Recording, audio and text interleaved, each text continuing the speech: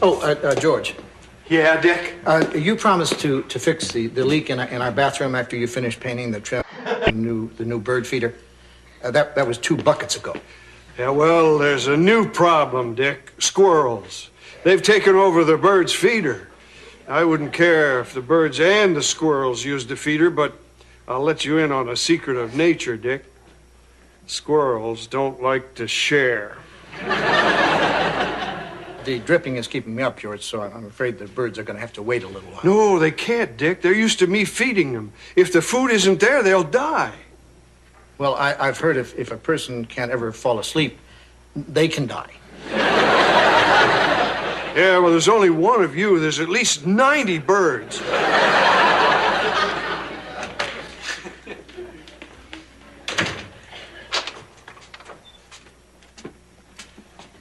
Well, here we are, Steph. At home, or should I say, in home.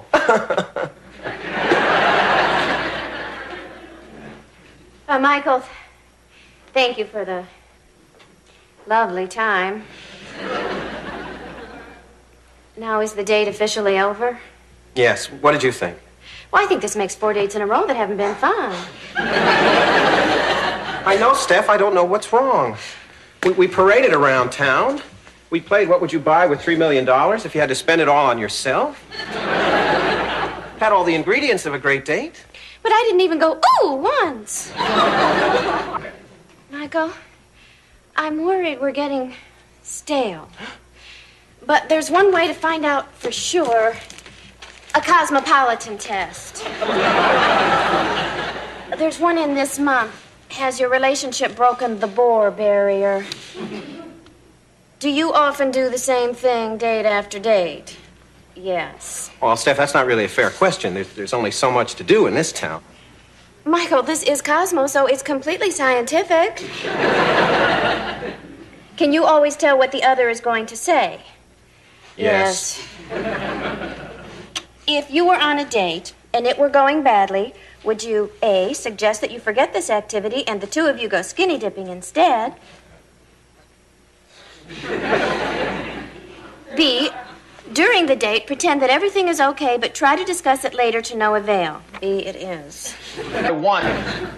How many unpleasant dates in a row have you had? 1, 2, 3, or more? 3 or more. Oh, now here comes the part I hate. Tallying.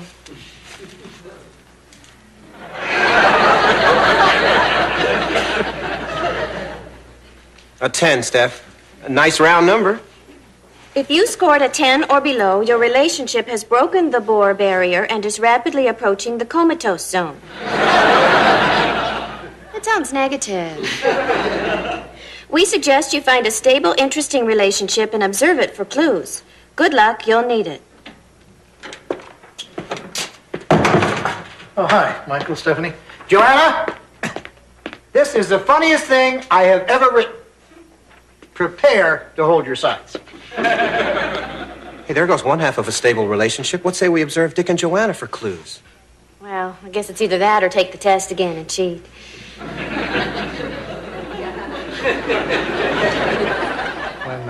When rolling out the fiberglass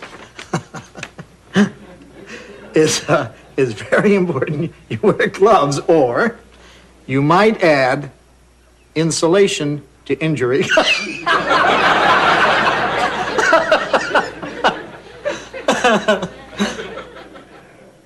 You can let go of your sides now.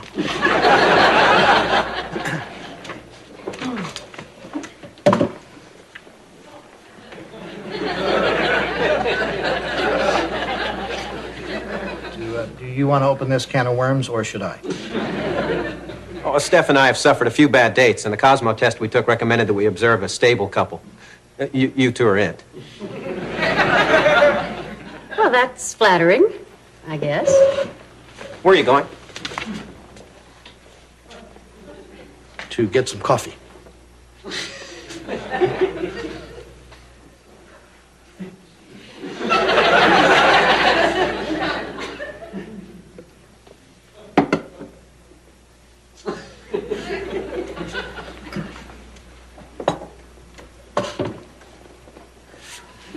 Michael, this isn't working.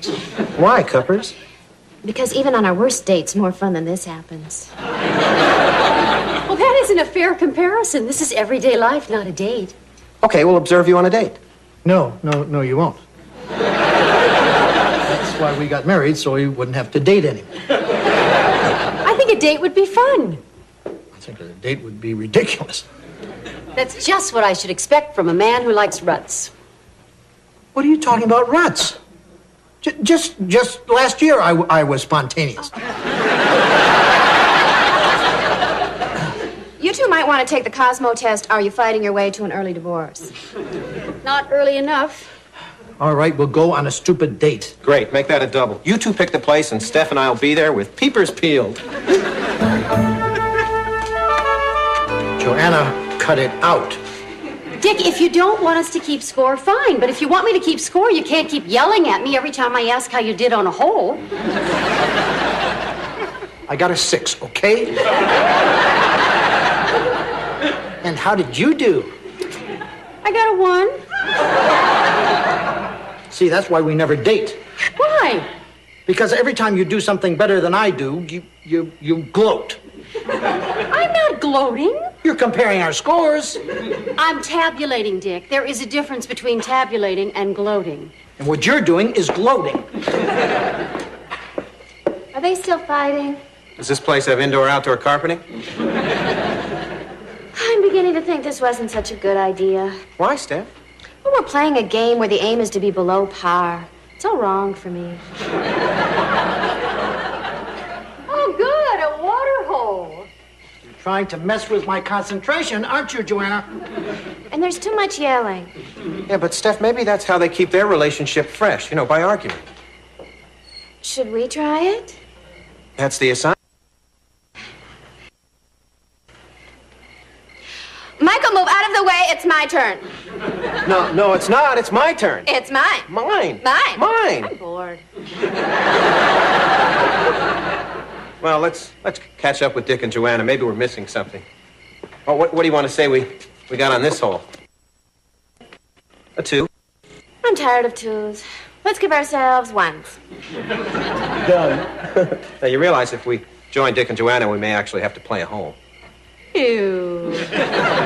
I swear that windmill was inconsistent.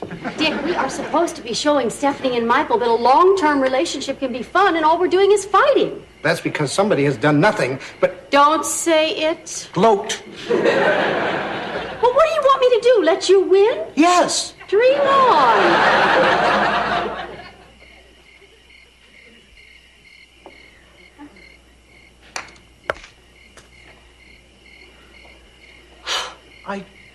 I don't believe it. You missed the wheel altogether. The best you can hope for is a 3, and that would be a miracle. Shut up.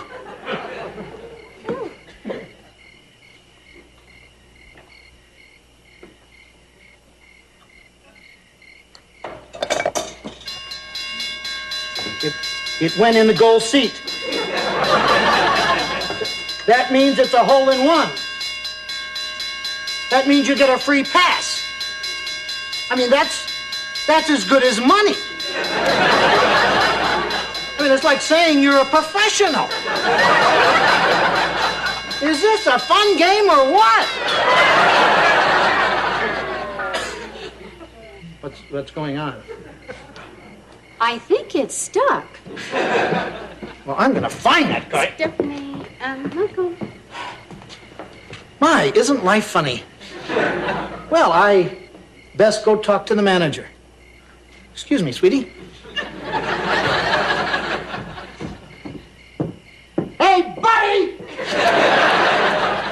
Wait for me, honey. What a swell game, huh? Steph, Dick and Joanna have actually been participating in this game. Maybe that's why they're having fun. All right, I'll try it.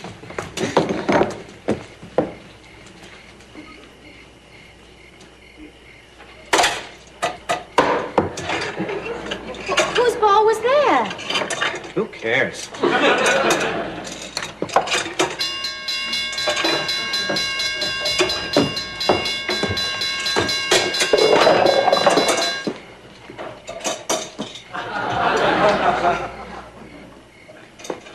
See, if we were having fun, I think that would be exciting.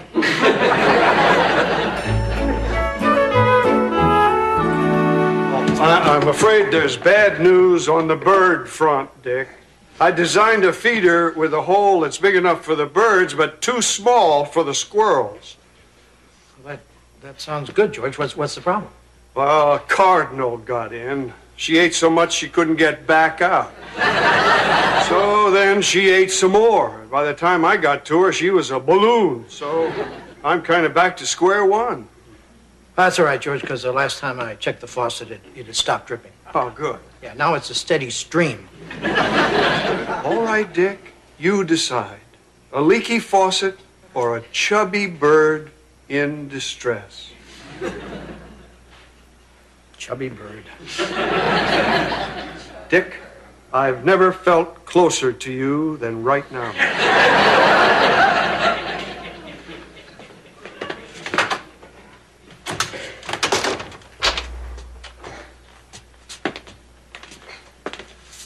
Well, here we are. Home, sweet hotel. Oh. Michael, we really need to talk. I think we both agree tonight was a bust. I personally blame Dick. Michael, my whole dating life, I've had one steadfast, unbreakable rule. 4 bad dates and dump them. I had the same rule, Steph. Oh, dear. Only mine was 5 bad dates. Something has to give. I know. We love each other, but something has zapped the zip. What do you think we should do? Well, I feel like we've tried everything. I mean, you have your breakup rule, and I have mine, so it seems to me there's only one thing we can do. Seek professional help. Professional help? You mean counseling? Well, I know it's an extreme step, but old Sizzling. Michael, you don't understand. No one in my family has ever received any help from a mental health professional. We've always been blessed with enough money to just lock the troubled ones away. There has to be another way. Maybe if we threw a party or went someplace tropical. Steph, what if we do those things and they turn out badly? How will we ever dig ourselves out from 8 or 9 bad dates? I can't go to a counselor. I won't.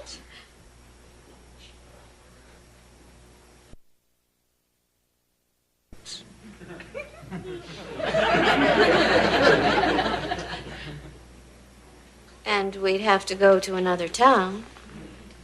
No one will ever know. All right. Atta girl. I hope you realize how much this means I love you, Chuck.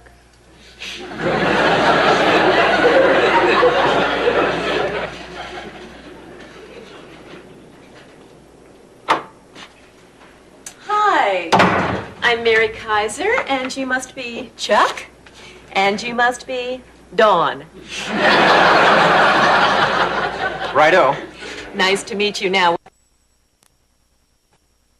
We've experienced a series of dud dates. We've gone from fantastic to flat, and we're trying to put some more pizzazz into our zazz. Uh-huh. The positive aspects of your relationship seem to be waning. Huh? You don't have much fun anymore? Bingo. Well, I'm sure you're both aware that all relationships go through a natural ebb and flow. You two could just be in a valley. We want all peaks. We're used to all peaks. I see. Well, what have you done to help the situation? We took a Cosmo test and double dated with a stable couple. Bought matching sweaters and shopped for shoes made from exotic reptiles. The usual. Of course. Excuse me, what is today's date? The 11th. And that's not a day where people play pranks on one another, is it?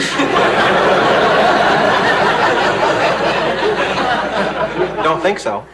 Uh-huh. Let's try to take this one step at a time. You say you want more fun. Define fun. Chuck. Well, that's easy. Sneaking into department stores and replacing those loser wallet photos with snaps of ours truly. Really?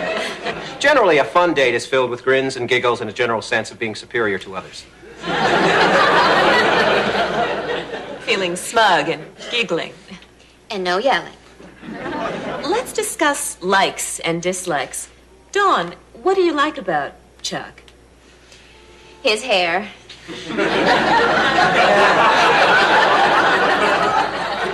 I was talking more about things that he has control over. The way he fixes his hair. Thanks, Cupcake. No, Dawn. What personality traits do you admire in Chuck? Chuck, I thought you said there weren't going to be any hard questions. Dr. Kaiser, my personality is reflected in how I fix my hair. And Dawn is saying she likes that. Come on, who sent you here? Dr. Hal? We got your name from the Yellow Pages. Then let's just go on. Chuck, what do you like about Dawn? Everything. She is perfection personified. Any criticism? None. Well, she knows how I feel about certain shades of toenail polish. We're very open about things like that. So you can see how in sync we are. Can you clue us in as to why the fun slippage? Well, we can try to work through this relationship together, and I emphasize try. I suggest that we start with no less than 3 sessions a week. What? Oh, can't come back. We need answers today. That's the deal, Doc. There'll be no sequels to this sesh. Well, I hardly think it would be fair of me to judge you based on one short meeting. Well, come on, Doc. We know you've got car payments, but give us a break.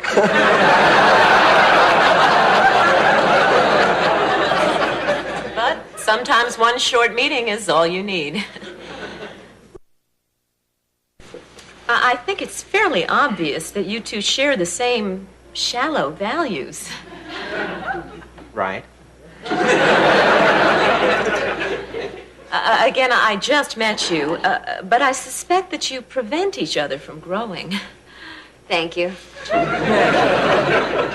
Dr. Kaiser, I think I speak for us both when I say we appreciate the praise.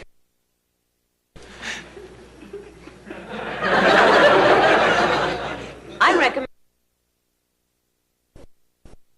You mean take a brief vacation from each other? I mean break up. For... Ever.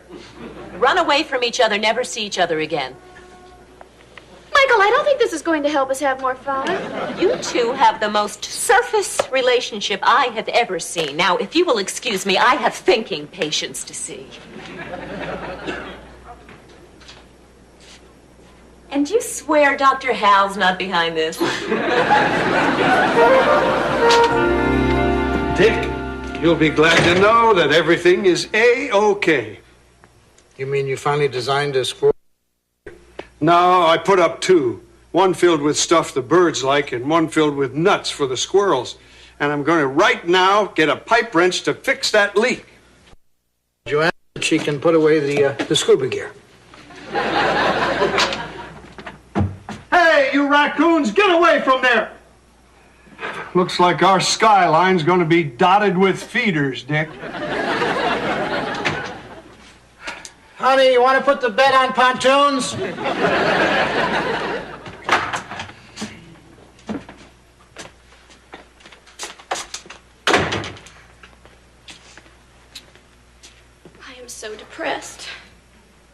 you hear what Dr. Kaiser yelled out after us?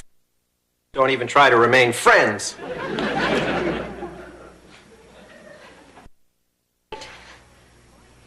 All the signs point to breaking up. But Steph, we can't give up. There must be something we can do. I can't chance another bad time. It's beginning to affect my complexion.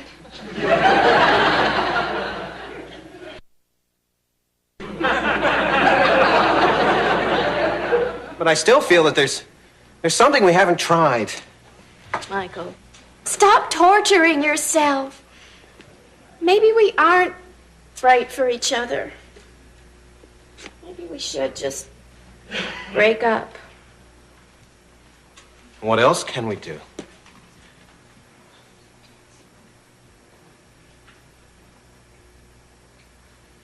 Should we risk a kiss? I'd hate to part with a bad memory.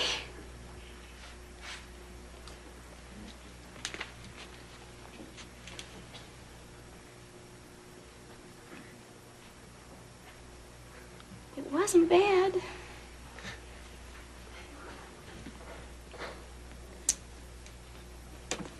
Goodbye.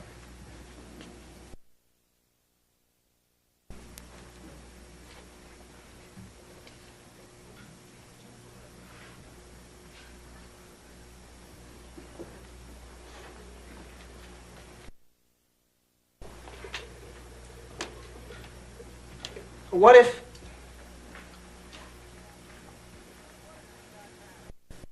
we got married?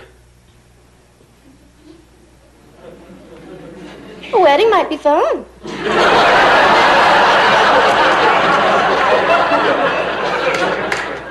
There'd be parties and presents and color schemes.